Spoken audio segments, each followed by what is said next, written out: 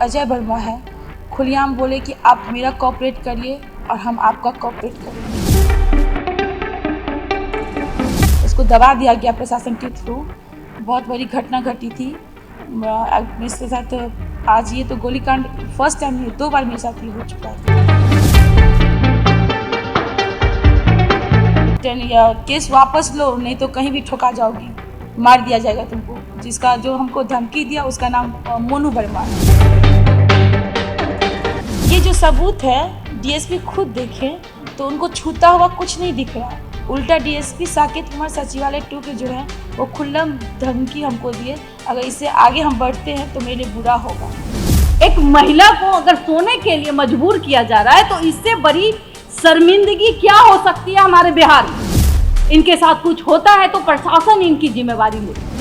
लेकिन ये अपने एनजीओ को आगे बढ़ाने के लिए, प्रमोट करने के लिए, लोगों को मदद करने के लिए ठेकेदारी कर रही है। मेरी पत्नी को इंसाफ नहीं मिलेगा। हम लोग एनजीओ चलाते हैं तो हम तो किसी को नहीं बख्शेंगे। वो साकेत कुमार हो, डीजीपी डीएसपी हो या एग्जीक्यूटिव इंजीनियर हो, कोई भी हो, या तो सुधर जाओ। क्या कहना चाहेंगे मैम?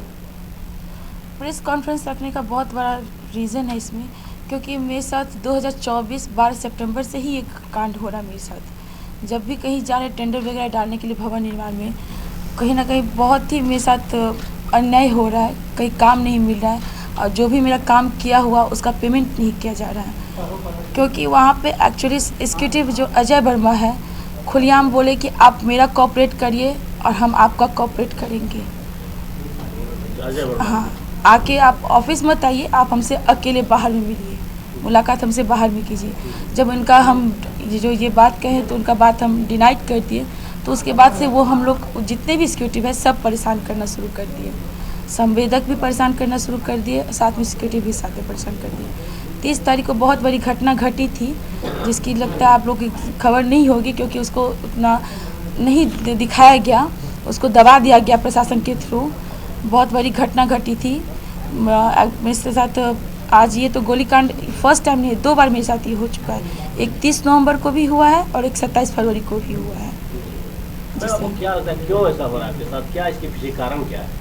कारण तो हम बता रहे हैं सर कि 2 एग्जीक्यूटिव हैं, एक सूर्य रतन प्रकाश गर्दनी बाग के और एक अजय वर्मा है पाटलिपुत्र डिवीज़न के। उन दोनों का बात हम नहीं मान रहे, तो इस वजह से वो लोग कर रहे हैं। आपने जानने की कोशिश की कि बाहर आप अकेले क्यों बुला रहे हैं, क्या मंशा है? बिल्कुल साफ है, हैरेस करने के लिए बुला रहे हैं। और क्यों बुला रहे हैं? बिल्कुल साफ यहाँ पे है कि आप मेरा कोऑपरेट करिए, हम आपका कोऑपरेट कर रहे हैं। आपको और कोई विभाग में जाने की ज़रूरत नहीं पड़ेगी, इसी विभाग से आपको हम बहुत ऊंचा तक ले जा सकते हैं अगर आप हमसे मुलाकात बाहर करते हैं तो। मैम, आपने इसकी शिकायत कहीं की? जी हमने किया है शास्त्री नगर थाना में। पटना सिटी वाला क्या मामला है? पटना सिटी में तो वही है, वहाँ पे भी वही है। टेंडर डालने के लिए वहाँ पे गए तो यहाँ पे भी वही धमकी, केस वापस लो, नहीं तो कहीं भी ठोका जाओगी, मार दिया जाएगा तुमको। जिसका जो हमको धमकी दिया उसका नाम मोनू वर्मा है। जी मोनू वर्मा जी। 12 जनवरी। तो ये मैम आपके साथ अलग अलग इलाकों में वारदात हो रही है ना? जी, 5 डिवीज़न में मेरे साथ हो रही है घटना। तो अब आप क्या चाहती है, क्या मतलब किस तरह से आप चाहेंगी कि साथ चाहिए हमको और साथ में सुरक्षा चाहिए, क्योंकि मेरी बेटी तक की बात आ चुकी है और मेरी बेटी तक को उठाने की धमकी दे चुका है वो लोग। क्योंकि जब हम वापस स्कूल से, हम नहीं पहचान रहे हैं वो लोग कौन है, तो जो भी होंगे तो वो तो फ्रंट पे आएंगे नहीं, किसी के थ्रू ही धमकी देंगे वो। तो जब बेटी को स्कूल लेके आप वापस घर आ रहे थे तब वो रोड के बीच रास्ते में बेटी को उठाने की धमकी दिया गया कि अगर केस हम वापस नहीं लेते हैं, अगर सरकार कोऑपरेट नहीं करते तो बेटी को उठा लिया जाएगा। नहीं संजना जी, जो आप कह रही हैं कि जी सर, धमकी मिल रही है, कौन लोग हैं आप नहीं जानती हैं, लेकिन पर्दे के पीछे कौन है? पर्दे के पीछे यही 5 एग्जीक्यूटिव है सर। हाँ, और ये आप कैसे दावा कर रही हैं कि यही 5 एग्जीक्यूटिव जो हैं वो हमला करवा रहे हैं आपको? क्योंकि सर खुलेआम ये मेरे साथ जो बात मेरे साथ हुआ है मेरा उनमें, वो साफ जो मेरे साथ उनका ऑफ़र हम एक्सेप्ट नहीं किए, जो वो ऑफ़र हमको किए उनका ऑफ़र एक्सेप्ट नहीं किए, उसके बाद ही ये हो रहा है। और नेहरू पार्क में इनके एसडीओ मोनू कुमार नेहरू पार्क में बुला के हमको धमकी दिए 29 नवंबर को 2024 में। सबूत वगैरह है? सर सबूत तो है, कुछ थोड़ा बहुत सबूत है मेरे पास। कॉल रिकॉर्डिंग में सर धमकी कोई देता नहीं है। गोलीकांड हुई जी सर। गोलीकांड हुआ, क्या आपने आलमगंज थाना में आवेदन दिया? जी सर। आवेदन का क्या हुआ? आवेदन का तो अभी एफआईआर कोई मिला नहीं है। कल भी उनसे मैंने मांगा तो ऐसा कुछ मिला नहीं, सिर्फ रिसीविंग देकर छोड़ दिया गया है। 27 को हुआ है, आज 2 मार्च है। नहीं, जरूरत पड़ेगी जी साहब, सबूत की बात करें, सबूत क्या? ऑडियो है, कॉल रिकॉर्डिंग है, क्या है? ऑडियो भी है, वीडियो भी है और साथ में फुटेज है। दिखा सकते हो, दिखाइए। लैपटॉप मंगाया है, दिखा तो क्या जरूरत पड़ेगी तो जो प्रशासन से जो आपकी बातचीत चल रही है, जो गोलीबारी हुई, उसके बाद प्रशासन को आपने सभी सबूत दिखलाएं? ये जो सबूत है डीएसपी खुद देखे तो उनको छूता हुआ कुछ नहीं दिख रहा है। उल्टा डीएसपी साकेत कुमार सचिवालय 2 के जो है वो खुल्लम धमकी हमको दिए, अगर इससे आगे हम बढ़ते हैं तो मेरे लिए बुरा होगा। उल्टा धारा लगा के हमको ही जेल में डाल दिया जाएगा। जी, इस वजह से हम आगे भी नहीं बढ़े। हम ऑनलाइन आवेदन सबको दिए, एसएसपी को दिए हैं, डीएम को दिए, आवेदन ऑनलाइन दिए, लेकिन हमको हिम्मत नहीं हुआ क्योंकि मेरे परिवार है, मेरे भी बच्चे हैं, क्योंकि इससे पहले भी बेटी उठाने की धमकी दे चुके हैं और साथ में जब प्रशासन धमकी दे रहे हैं तो अब किसके पास हम फरियाद लेके जाएं। एक आप लोग बचे हैं, माना जाता है कि चौथा स्तंभ आप लोग हैं, तो आप लोग के पास हम आए हैं कि फरियाद हमको मिले, इंसाफ हमको मिले। जो आए दिन मेरे साथ घटना घटी जा रही है। महिला कॉन्ट्रैक्टर और कुछ बोलना है, और कुछ कहना चाहेंगे? अच्छा बबीता जी, आप हमेशा न्यूज चला रही हैं इनका, आप कैसे मतलब कि इनको इंसाफ दिलाएंगे? आप भी सामाजिक कहीं ना कहीं कार्यकर्ता है, कैसे दिलाएंगे इंसाफ? देखिए, अगर हम मीडिया के पार्ट हैं तो एक तरफ हम समाज से जुड़ी हुई महिला भी हैं जी, और एक संगठन से हम भी जुड़े हुए हैं। इंसाफ तो हम चौथे स्तंभ का काम होता है कि हम इन चीज़ों को दिखाएं, ताकि एक जो महिला है जिसके ऊपर गोली चली है, 3 गोलियां चली है, एक दूध मुहा बच्चा अभी इनके पास है। सोचिए, ये एक बच्चे की माँ भी हैं और इनको उस बच्चे को अनाथ करने की कोशिश की गई है। ये तो गलत है। अगर कोई महिला काम करने के लिए बाहर निकलती है तो उसको कंप्रोमाइज़ करना पड़ेगा, ये कहना पड़ेगा कि मेरे साथ सो जाओ। मतलब एग्जीक्यूटिव इंजीनियर है, इनको सरकारी पैसे से पेट नहीं भरता तो कहीं ना कहीं आए दिन आप देखिएगा कि सरकारी इंजीनियर के घर में अगर छापा लगता है तो गड्डी के गड्डी नोट दिखाई पड़ते हैं। और ऐसे इंजीनियर तो कई होंगे जो अपने घर में गड्डी के नोट छुपाए होंगे। इनकी गर्मी इतनी है कि महिलाओं, अपनी महिला नहीं दूसरे की महिला इनको बिस्तर पे चाहिए। तो ऐसे लोगों को, जैसे क्या इनके साथ जब मैंने इनका न्यूज़ चलाया तो इन्होंने मुझे साफ साफ कहा कि मुझे सोने के लिए मजबूर किया जा रहा है। एक महिला को अगर सोने के लिए मजबूर किया जा रहा है तो इससे बड़ी शर्मिंदगी क्या हो सकती है हमारे बिहार में, जहां नीतीश कुमार है। कहते हैं ना कि बेटी बचाओ बेटी पढ़ाओ, कहाँ है बेटी? अगर बेटी आज कहीं बाहर निकल रही है तो बेटी के साथ क्या हो रहा है? एक बार और एक वाकया था जब इसके ऊपर छेड़खानी हुई थी, वो भी सीसीटीवी फुटेज है। वो भी कहीं ना कहीं इन्होंने कहा कि साकेत कुमार जो डीएसपी है उनको दिखाया गया और इनके पास में भी वो एविडेंस है, लेकिन वो कोरी कागज बनी हुई है। हमारा काम है इन चीज़ों को दिखाना, लेकिन एक महिला हूं मैं और मेरे एक महिला होने के नाते मैं यही कहूंगी कि अगर इनके साथ कुछ होता है तो प्रशासन इनकी जिम्मेवारी ले। ये क्यों होता है? ये 5 एग्जीक्यूटिव भी रहेंगे, जिसमें प्रमोद कुमार, अजय कुमार, प्रमोद कुमार पटना डिवीज़न के हो गए, अजय वर्मा आपके पाटलिपुत्र डिवीज़न के हो गए, गर्दनी बाग के सूर्य रतन प्रकाश और सेंट्रल के उपेंद्र कुमार हो गए, और साथ में एसी हमारे जो सो कोल्ड एसी है रामाज्ञा, जो हमें कैरेक्टरलेस कहते हैं। उनके क्या पास कहते हैं कैरेक्टरलेस? मतलब कैसे? आप खुल के बोलेंगी तभी तो ये बोलिए, हमें खुल के बोलिए ना आप। सर, हम उनके पास एप्लीकेशन लेकर हम उनके पास पहुँचे कि सर मेरे साथ ऐसा व्यवहार हो रहा है आप इसके एसी हैं तो कुछ कार्रवाई किया जाए।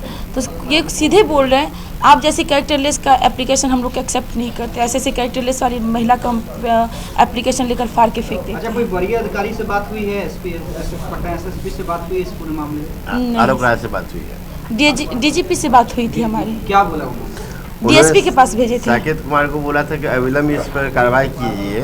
साकेत जी कार्रवाई करने के लिए अग्रेसित भी हुए हैं, लेकिन उसी टाइम में डीजीपी चेंज हो गए, विनय जी आ गए, तो उसके बाद में हम लोग का कार्य अस्थिर हो गया। और 10 जनवरी चूँकि ये तो नहीं आई हैं, हम लोग जानते हैं इस डिवीज़न को 4 सालों से काम कर रहे हैं। 40% कमीशन बढ़ता है एग्जीक्यूटिव से लेके ऊपर रैंक तक, तो जिसमें बहुत सारा चीज़ ऐसा है कि अगर आप काम करिए चाहे नहीं करिए 40% कमीशन उनको दीजिए, कमीशन चाहिए। अब इनके साथ में अलग तरह का मैटर, चूँकि समाज सेवा का काम करती है, एनजीओ चलाती हैं, तो ये अलग से अपना काम करके घर पालने के लिए नहीं काम कर रही है। चूँकि हम ऑलरेडी सक्षम हैं, हम एक इंडस्ट्रियल हैं, बिजनेसमैन हैं और साथ में टेंडर का काम भी करते हैं। 2 बार जाले विधानसभा से प्रत्याशी रह चुके हैं, करोड़ों रुपये विधानसभा में खर्च किए हैं, तो हमको कोई चीज़ की कमी नहीं है कि हमको मतलब घर चलाने के लिए ठेकेदारी करने की ज़रूरत है।